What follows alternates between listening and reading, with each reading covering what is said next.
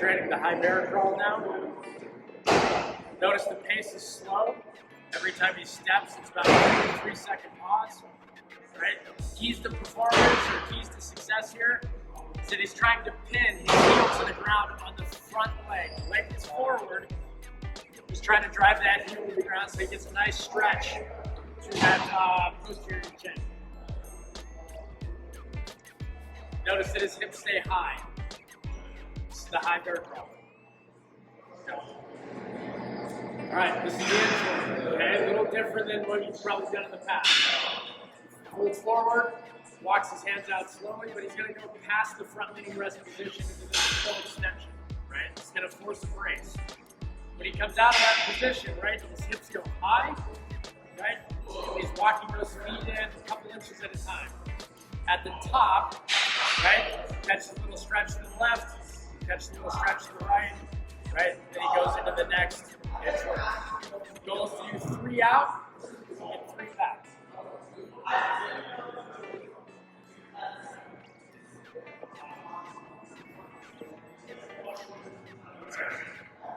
Okay, so this is the inchworm in reverse, right? So same thing, forward fold, legs go out, okay? And here's the big thing with like walking the hands back in. Watch the hips. As they travel back and stay high, and he's pushing through this long shoulder position. Do one incorrectly so that you can see the difference, okay? As he walks his feet out, right? This is what we don't want to see with the shoulders, okay? You want the hips high, pushing through a long shoulder. All right, the first move in our squat series, right, is just kind of get you into that position and let some stuff stretch, right? So set up. This is how the wall sits, okay? So this, you know, where the feet are way out from the wall is incorrect. Travis to the bottom. Go ahead and drop that out. You'll notice that his hips peel away from the wall because his feet are so far out. So instead, go ahead and stand back up. You're going to bring the feet about 6 to 8 inches from the wall, right? Because we're trying to wedge into the wall. That's the goal of this move. He's going to slide down into that bottom position, and then you'll notice that his hips, back, and head are all pinned to the wall. He's going to stay in that position for about 20 seconds and let everything stretch out.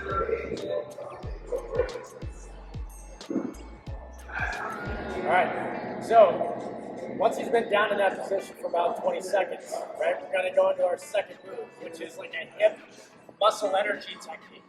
So essentially what he's doing is bringing his arms outside of his knees. His arms are squeezing in while he's pushing out with his knees.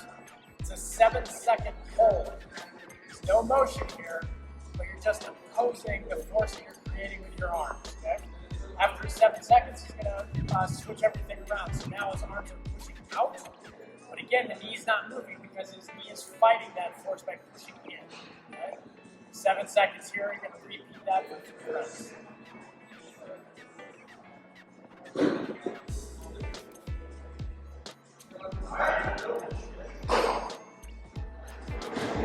All right, next move. So this is number 3, right? You're still in the squat position on the wall. Everything stays flat, right? His knees stay pressed out, okay? Now we're going to kind of get some like upper back mobilization. He's going to take his thumb and he's going to drive into the wall for 10 reps, okay? If the thumbs are too easy, right, you can go fixed. And we're working on thoracic extension in this squat position.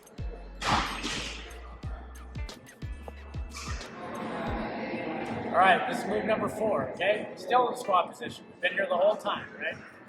Josh is going to go into this like Y shape, right? The goal is to keep the wrist and the elbow pinned to the wall and slides down, dragging his elbows in, and he kind of forms this like W shape, right? 10 reps of that.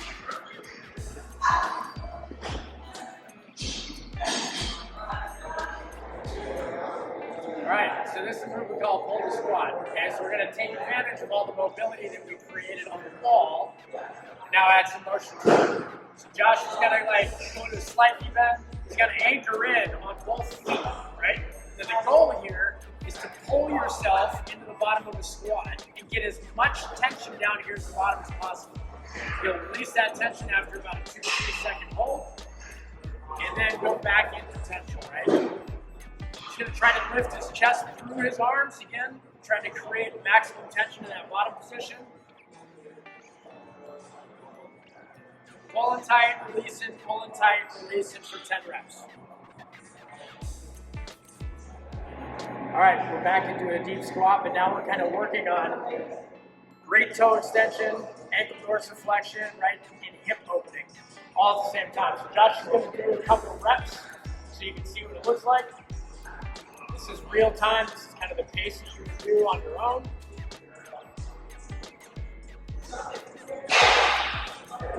Now we'll kind of talk through some finer points, all right?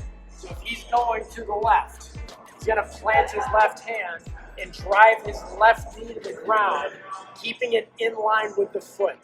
His opposite elbow presses his hip out, right? Then everything switches. So right knee, hand gets planted, knee gets driven over the foot, left hip stays open. Then back to neutral.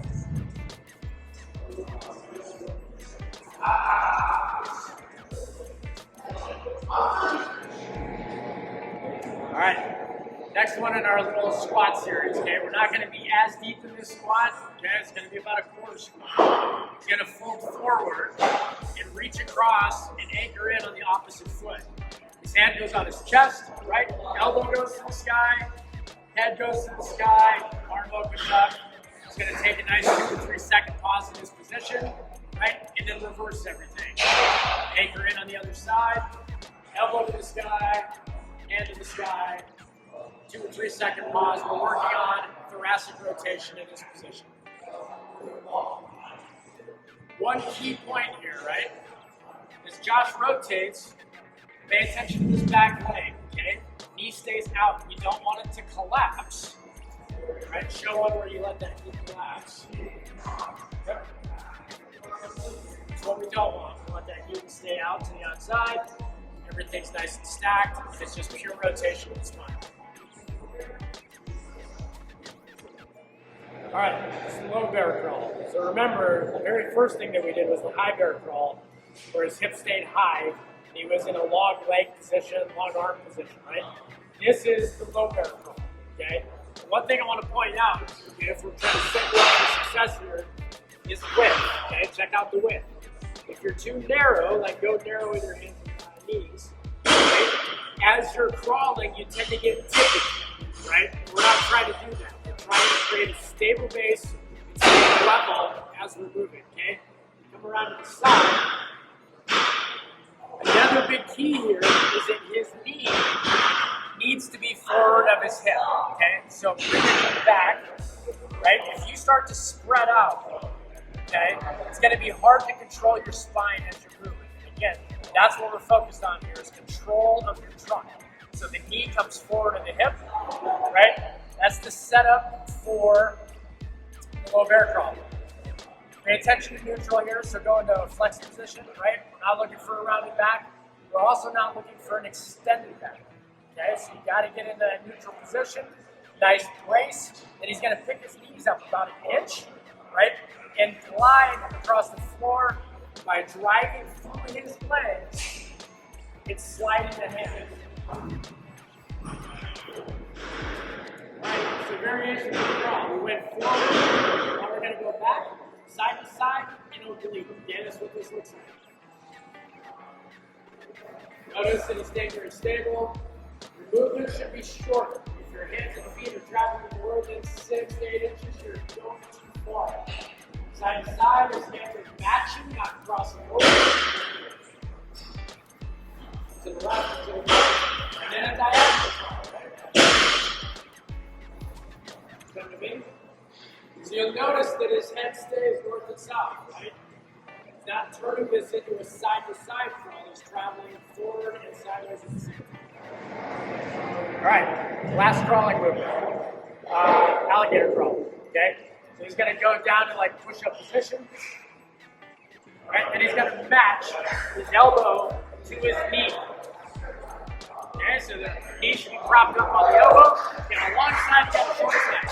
He's going to drive through that leg and switch everything up. Just like the bear crawl, right? He's keeping nice and low, in moving horizontally across the ground. This is not push-up. So Josh, you can cover like push-up versions, right? That's the wrong answer, right? We're staying low to the ground. All right, this is another hip opening exercise that we do. So what Josh is going to do here, just to set himself up for success, he's going to take that leg, right, that lead leg, and open it up, right? For reference, that leg should be in line with the shoulders, right? Another thing, using markers, that heel should be roughly in line with the knee, right? So essentially, he's set up perpendicular to himself. Shoulders are facing one way, hips at 90 degrees to that, right?